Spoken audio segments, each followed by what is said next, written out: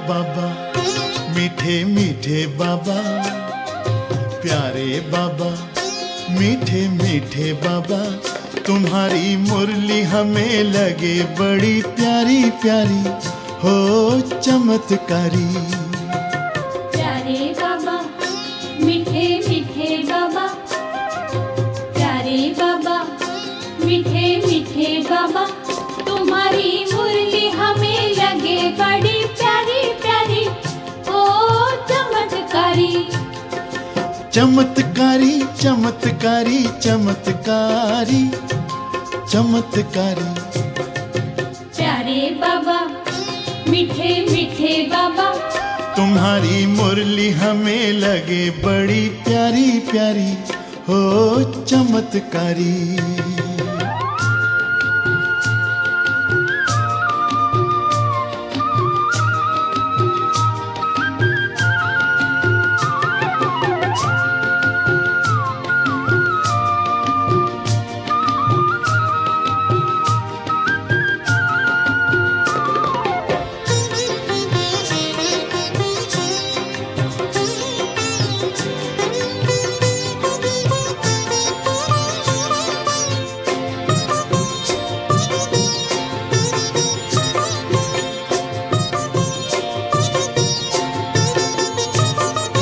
तुम्हारा हर बोल बड़ा है अनमोल, तुम्हारी बानी है आसमानी। तुम्हारा हर बोल बड़ा है अनमोल, तुम्हारी बानी है आसमानी। तुम्हारे कथन से, मांगलिक वचन से, बदली हमारी जिंदगानी। तुम्हारे कथन से, मांगलिक वचन से, बदली हमारी जिंदगानी। तुम्हारा हर चिंतन, तुम्हारा हर चिंतन, ज्ञान का विवेचन, बड़ा है मंजुल मनोहारी, हो मनोहारी। प्यारे बाबा, मीठे मीठे बाबा, तुम्हारी मुरली हमें लगे बड़ी प्यारी प्यारी, हो चमत्कारी।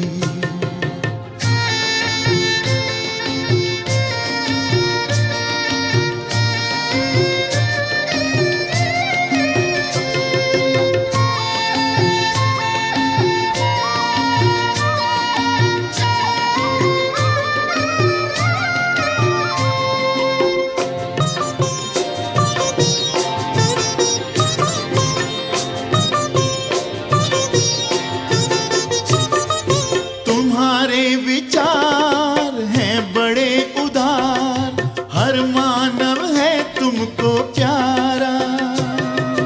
तुम्हारे विचार है बड़े उदार, हर मानव है तुमको प्यारा। जगत के इंसान फिर बने महान, एक यही लक्ष्य है तुम्हारा। जगत के इंसान फिर बने महान, एक यही लक्ष्य है तुम्हारा। हे ज्ञान सागर,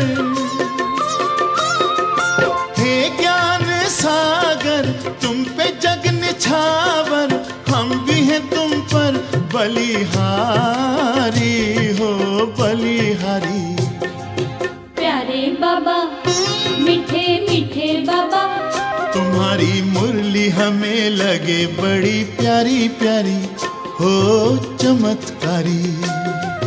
प्यारे बाबा, मीठे मीठे बाबा, तुम्हारी मुरली हमें लगे बड़ी प्यारी प्यारी, हो चमत्कारी।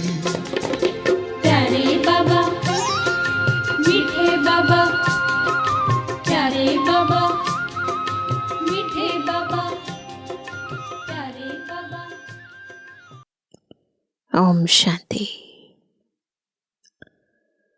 संगम युग का हीरे तुल्य समय, जब खुद दाता, विधाता, वरदाता, भाग्य विधाता सृष्टि पर आते हैं और सच में शिव भगवानुवाच होता है, यानी खुद भगवान महावाक्यों का उच्चारण करते हैं साकार रूप धारण करके। इन महावाक्यों का महत्व, इस वाणी में छिपे हुए हर शब्द का महत्व, हर भाव का महत्व और उस भाव और भावना में छिपे हुए बाबा के प्यार का महत्व यदि हम समझ जाएं तो मुरली पूरी तो छोड़ो, पर एक शब्द भी मिस ना हो। और जितना हम इन महावाक्यों का रिगार्ड रखते हैं, उन्हें दिल से सुनते हैं, समाते हैं, अंदर स्वीकार करके स्वरूप में लाते हैं और फिर इन रत्नों का दान करते हैं, उतना इन महावाक्यों का हमारे जीवन में महत्व बढ़ जाता है और इन ज्ञान रत्नों से हमारा जीवन भी बहुत ही योग युक्त, ज्ञान युक्त, सुंदर बन जाता है, अमूल्य बन जाता है। तो संगम युग है अपने जीवन को हीरे तुल्य बनाने का युग, स्वयं को इस सृष्टि रंगमंच पर हीरो पाटधारी बनाने का युग। तो आज की मुरली हमें ईश्वरीय महावाक्यों का गुह्य अर्थ और महत्व बता रही है। सुनते हैं बाबा के अमूल्य महावाक्य। आज है 29 तारीख, 29 जुलाई 2024। बाबा के मधुर महावाक्य हैं।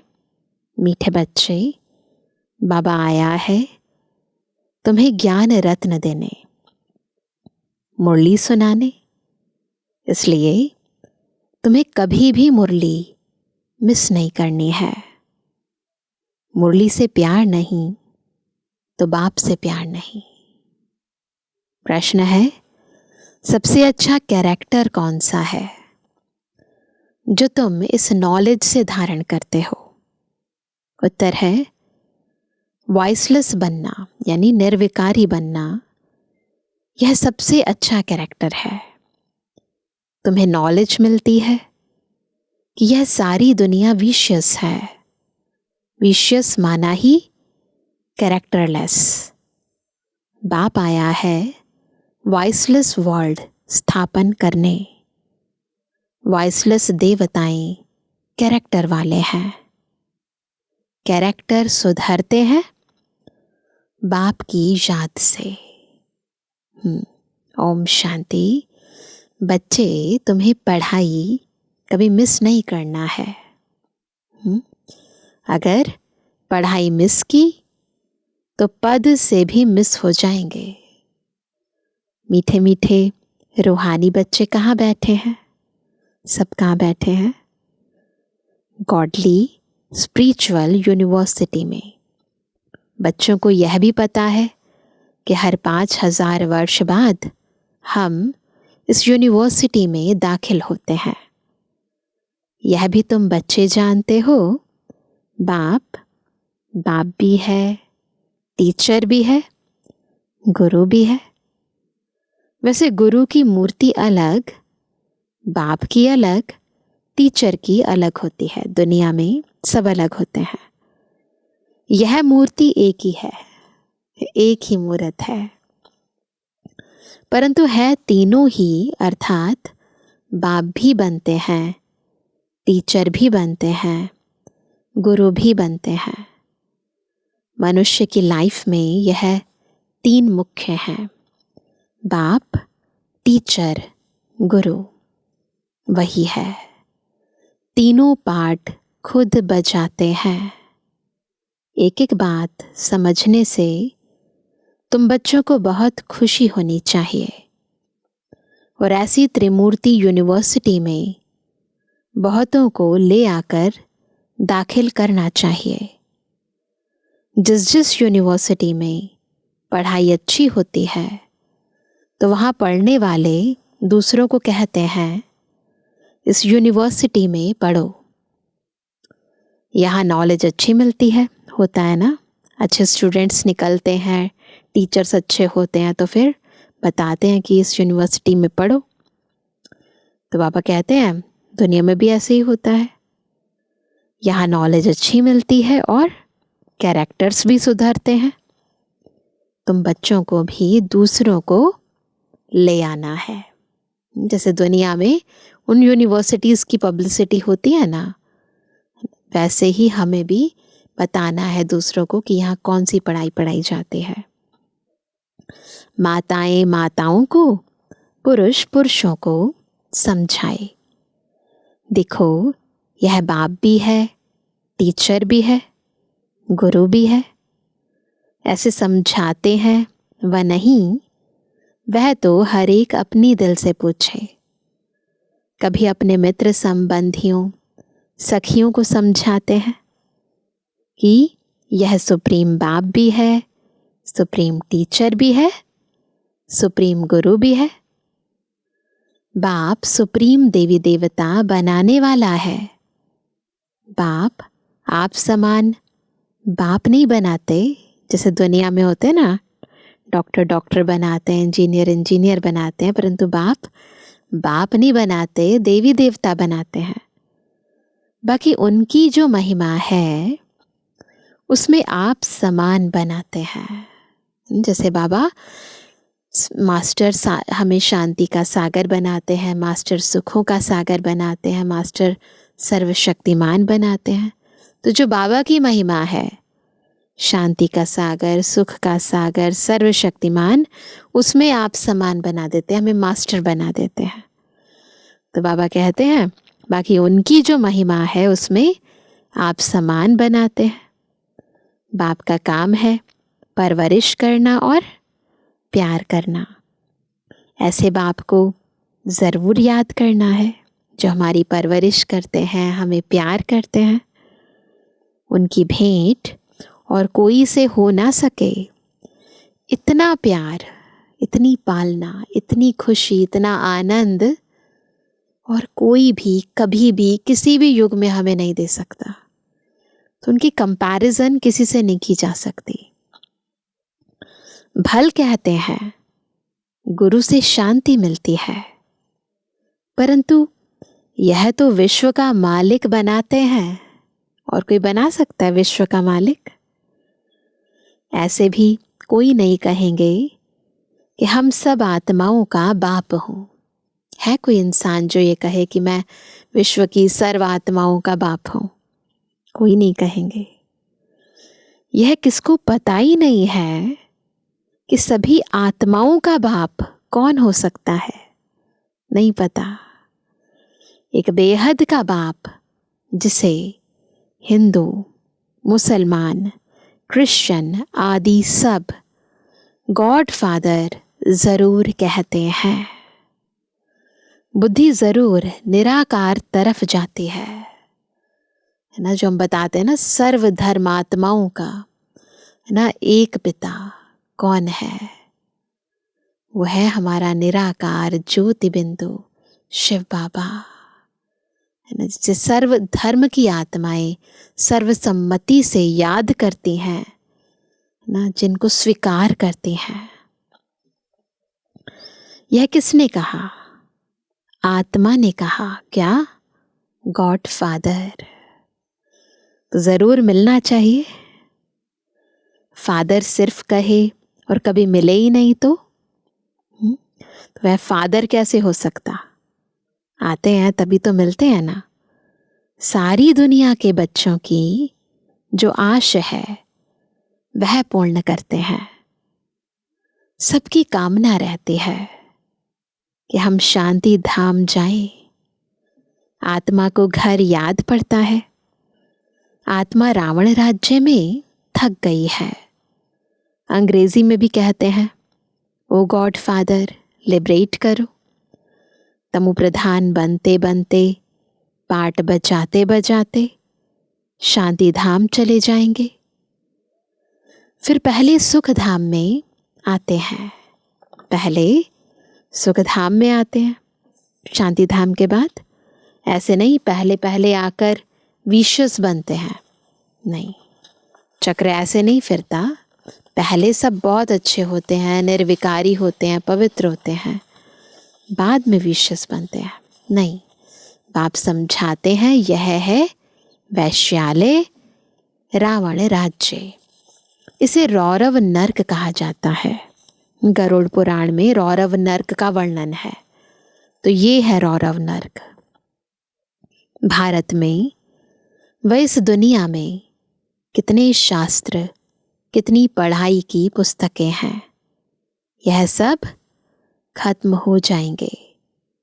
बाप तुमको यह जो सौगात देते हैं वह कभी जलने वाली नहीं है।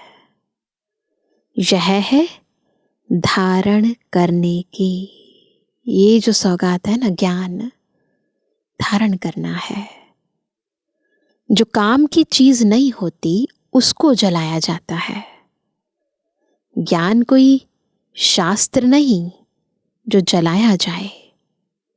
तुमको नॉलेज मिलती है जिससे तुम 21 जन्म पद पाते हो। ऐसे नहीं कि इनके शास्त्र हैं जो जला देंगे, नहीं, यह ज्ञान आपे ही प्राय लोप हो जाता है। कोई पढ़ने की किताब आदि नहीं है, पढ़ने की कोई किताब नहीं है जो खत्म हो जाएगी। बुद्धि में धारण हो जाता है ये ज्ञान। ज्ञान विज्ञान भवन नाम भी है, दुनिया में है ना, दिल्ली में ज्ञान विज्ञान भवन, परंतु उनको पता नहीं कि यह नाम क्यों पड़ा है, इसका अर्थ क्या है।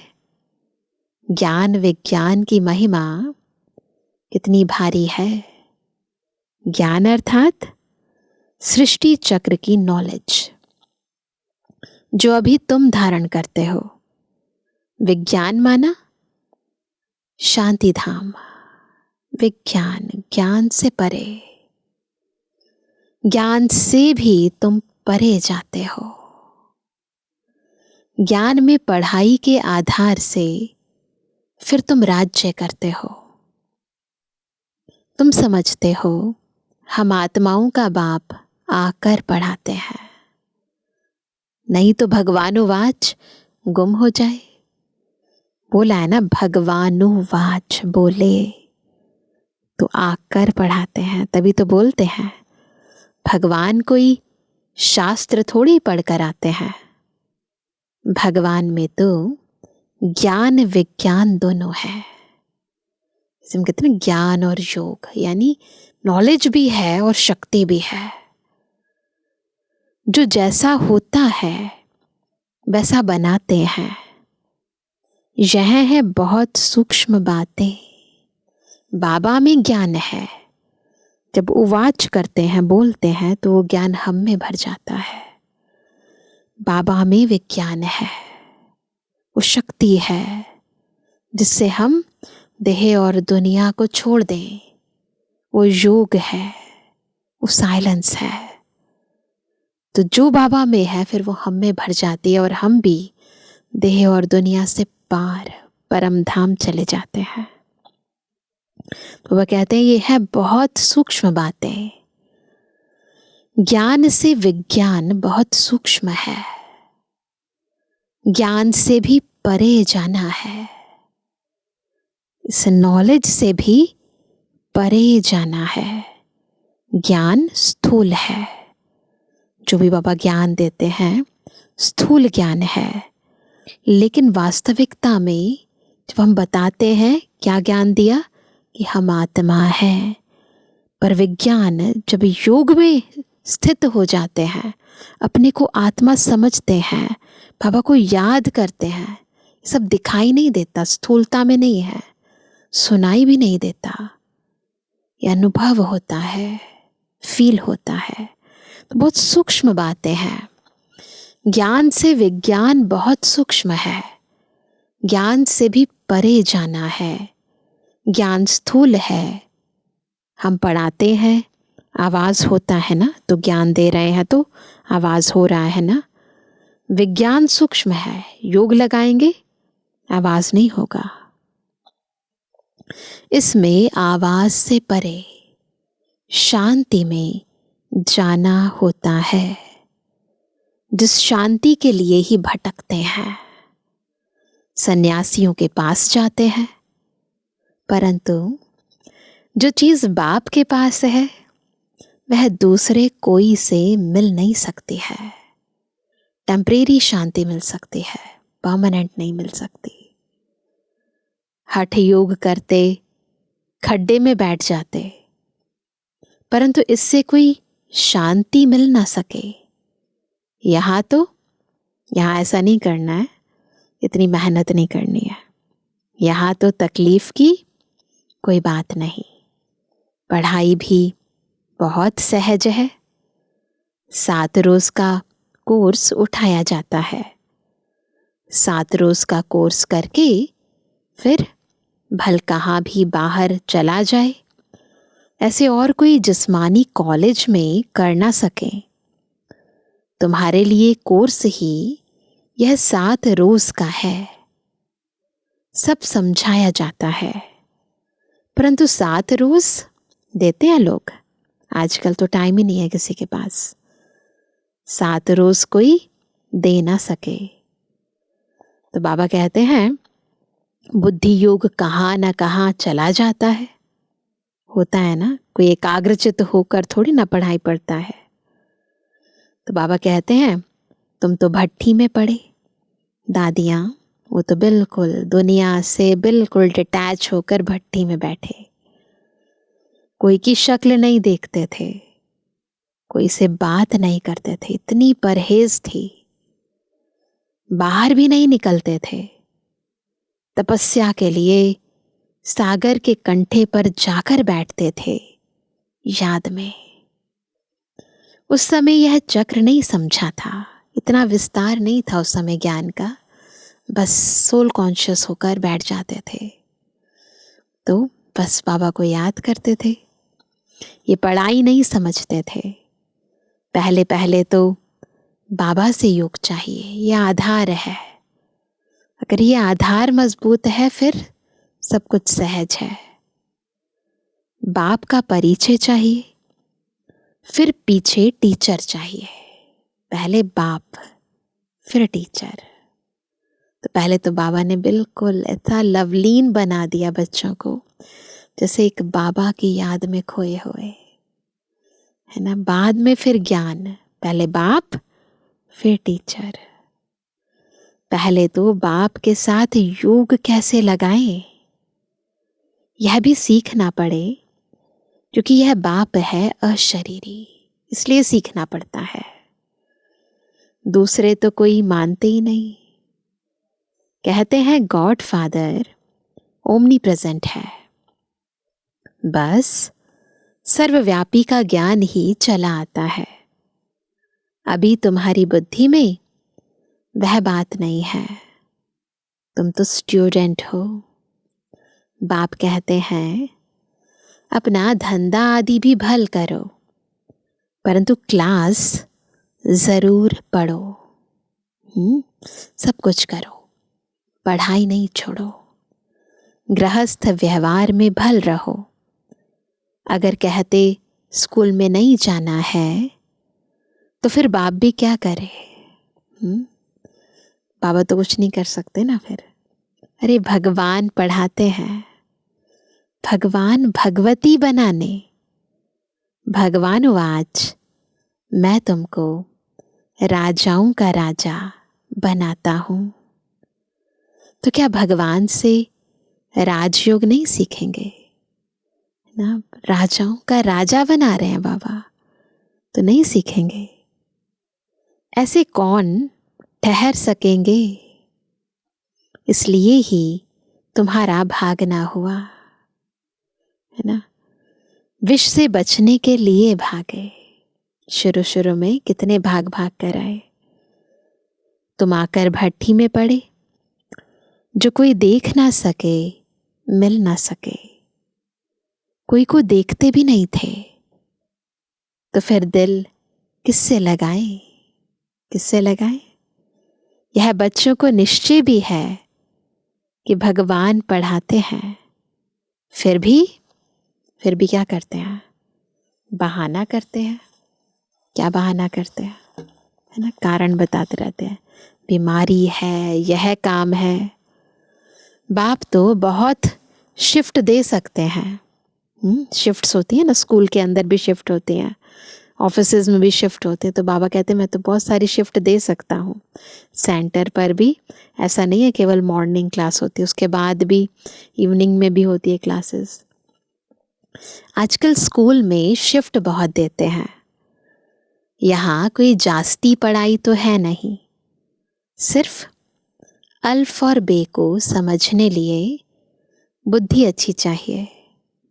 अल्फ और बे यह याद करो, सभी को बताओ। त्रिमूर्ति तो बहुत बनाते हैं, परंतु ऊपर में शिव बाबा दिखलाते नहीं।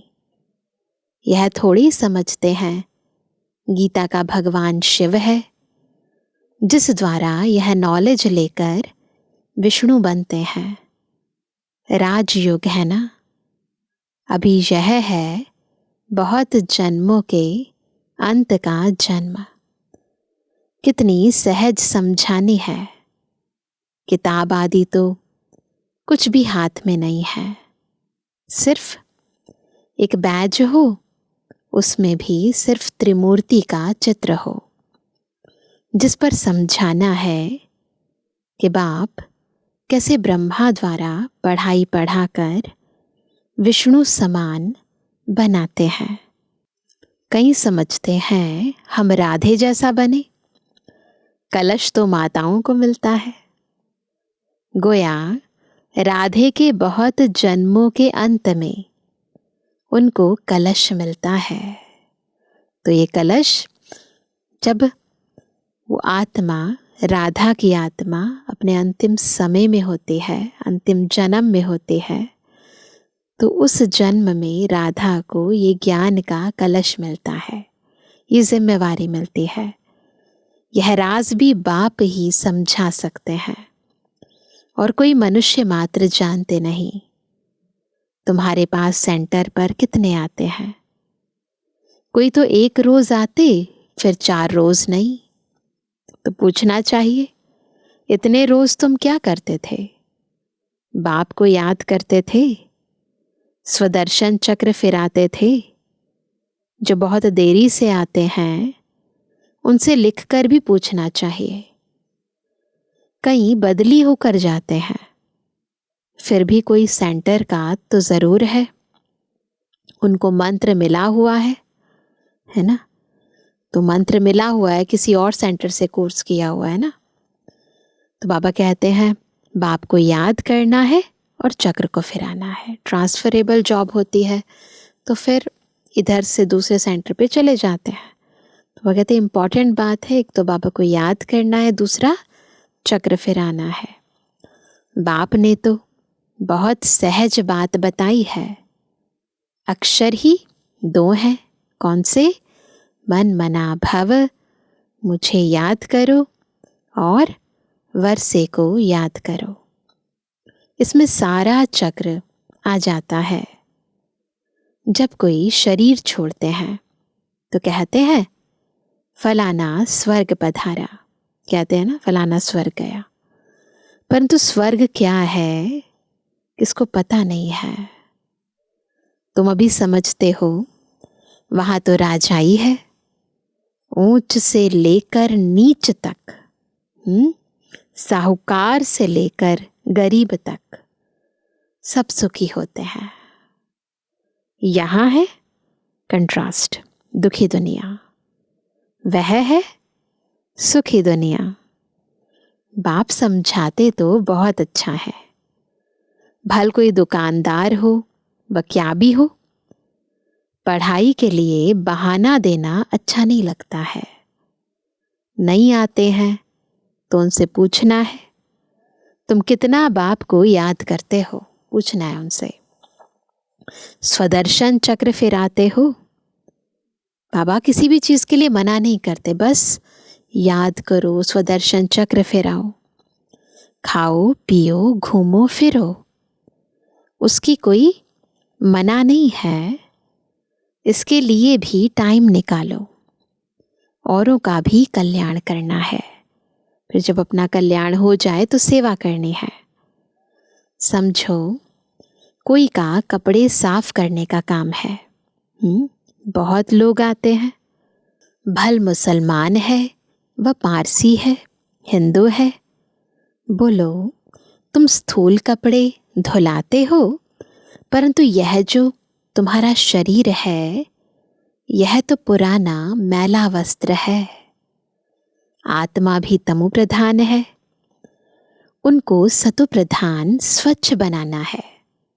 जिसका जैसा प्रोफेशन है, जो कारोबार है, उसी अनुसार उसको ज्ञान सुनाना है। यह सारी दुनिया तमो प्रधान पतित कलयुगी दुनिया है ना, कलयुगी है, पुरानी है। तो ये सारी दुनिया क्या है? तमो प्रधान है, पतित कलयुगी पुरानी है। तमो प्रधान से सतो प्रधान बनने के लिए लक्ष्य है ना। अब करो ना करो, बाबा ने तो बता दिया, करो या ना करो, है ना, समझो ना समझो, तुम्हारी मर्जी। तुम आत्मा हो ना, आत्मा जरूर पवित्र होनी चाहिए। अभी तो तुम्हारी आत्मा इम्प्योर हो गई है। आत्मा और शरीर दोनों मैले हैं। ऐसे से समझाएंगे ना तो दिल को लगेगा। उनको साफ करने के लिए तुम बाप को याद करो, तो गारंटी है तुम्हारी सोल एकदम 100% पवित्र सोना बन जाएगी। फिर जेवर भी अच्छा बनेगा, फिर बॉडी भी अच्छी मिलेगी ना। मानो ना मानो तुम्हारी मर्जी। यह भी कितनी सर्विस हुई है ना। डॉक्टर्स पास जाओ, बाबा अलग अलग तरीके से विधि बता रहे हैं कैसे किसकी सेवा करो। दुकानदारों की सेवा, धोबी घाट वालों की सेवा, कपड़े साफ करने वालों की सेवा, डॉक्टर्स की सेवा। कॉलेजों में जाओ, बड़ों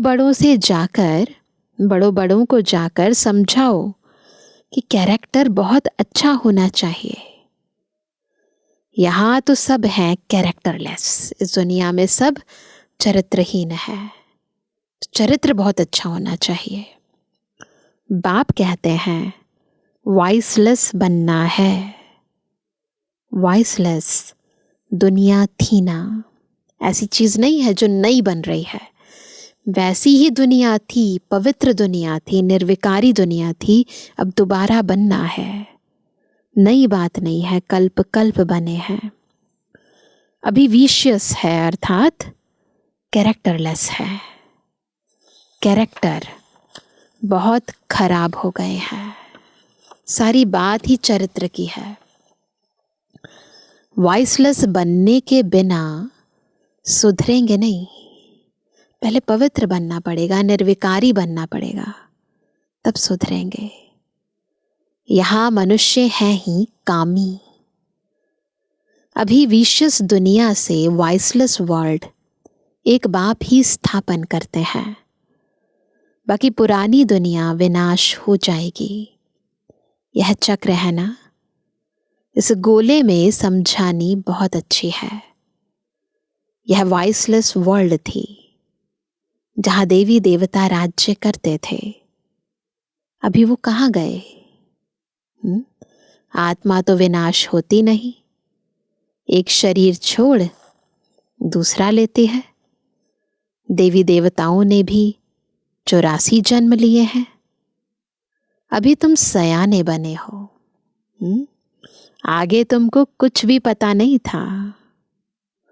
अभी ये पुरानी दुनिया कितनी गंदी है, तुम फील करते हो, फील करते हैं ना कितनी गंदी है। बाबा जो कहते हैं वह तो बरोबर ठीक है। चारों तरफ नजर घुमाओ तो सच में बाबा जो कहते हैं ना, कितनी विशेष हो चुकी है दुनिया, कैसे वैश्यालय बन चुका है ये दुनिया। बिल्कुल ठीक कहते हैं बाबा। तो बाबा कहते हैं वहाँ तो है ही पवित्र दुनिया। यह पवित्र दुनिया न होने कारण अपने पर देवता के बदले हिंदू नाम रख दिया है। हिंदुस्तान में रहने वाले हिंदू कह देते हैं। देवताएं हैं स्वर्ग में। देवताएं तो स्वर्ग में है ना, इस हिंदुस्तान में नहीं है।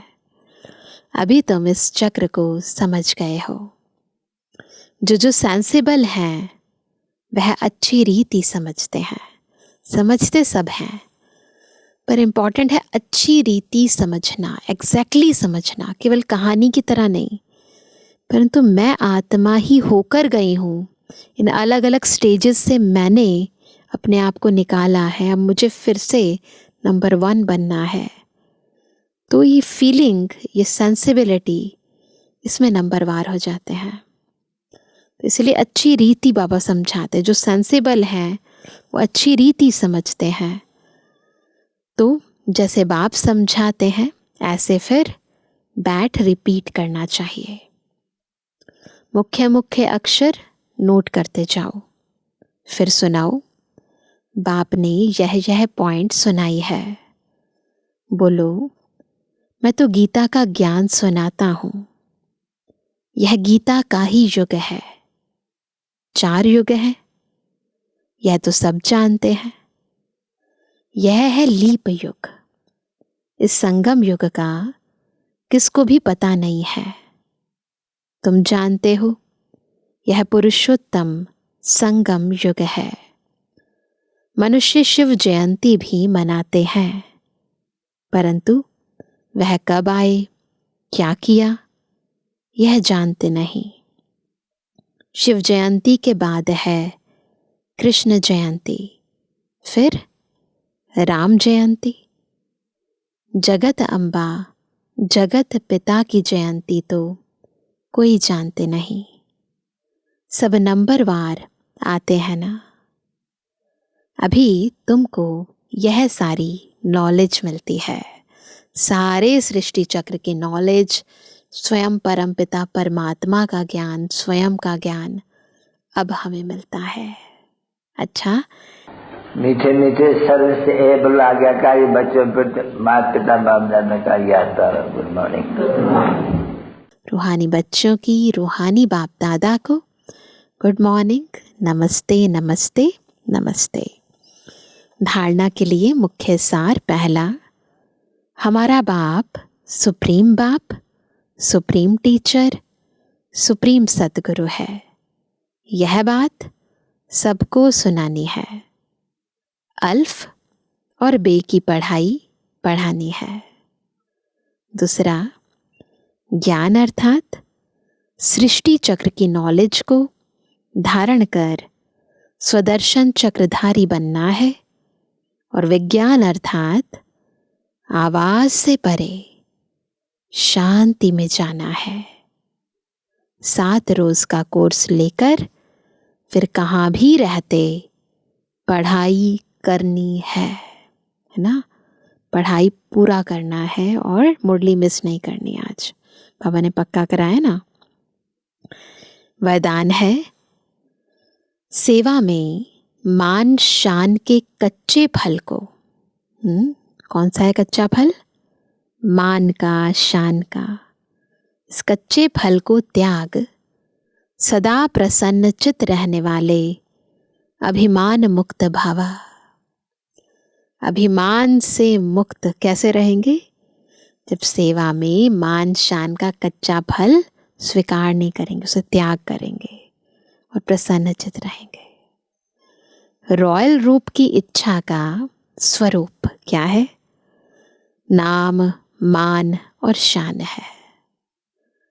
जो नाम के पीछे सेवा करते हैं, मेरा नाम हो जाए इसलिए सेवा कर रहे हैं, उनका नाम अल्पकाल के लिए हो जाता है, लेकिन ऊंच पद में नाम पीछे हो जाता है, क्योंकि कच्चा फल खा लिया। कई बच्चे सोचते हैं कि सेवा के रिजल्ट में मेरे को मान मिलना चाहिए। लेकिन यह मान नहीं, क्या है? अभिमान है। मान की इच्छा करना अभिमान है। जहां अभिमान है वहां प्रसन्नता नहीं रह सकती। इसलिए अभिमान मुक्त बन सदा प्रसन्नता का अनुभव करो ना। अगर अभिमान है ना तो कभी खुश नहीं रह पाएंगे। इसलिए अभिमान से मुक्त रहो और खुश रहो, प्रसन्न रहो। स्लोगन है, परमात्म प्यार के सुखदाई झूले में झूलो। कौन से झूले में? परमात्म प्यार के सुखदाई झूले में झूलो तो दुख की लहर आ नहीं सकती। चाहते हैं ना दुख ना हो, तो बस बाबा के प्यार के सुख के झूले में झूलो। तो सुनते हैं आज का व्यक्त इशारा। वर्तमान समय अनेक आत्माओं में स्व उपकार करने की इच्छा है, लेकिन हिम्मत और शक्ति नहीं है। चाहते हैं कल्याण करना खुद का, लेकिन हिम्मत और शक्ति नहीं है। ऐसी निर्बल आत्माओं का उपकार करने वाले, बाबा ने कहा, ऐसी निर्बल आत्माओं का उपकार करने वाले आप पर उपकारी बच्चे निमित्त हो। तो उपकार सच्चे दिल से होता है। विश्व राज्य अधिकारी बनना है तो स्व उपकारी के साथ पर उपकारी बनो। खुद का भी उपकार करो और दूसरों का भी। अच्छा, ओम शांति।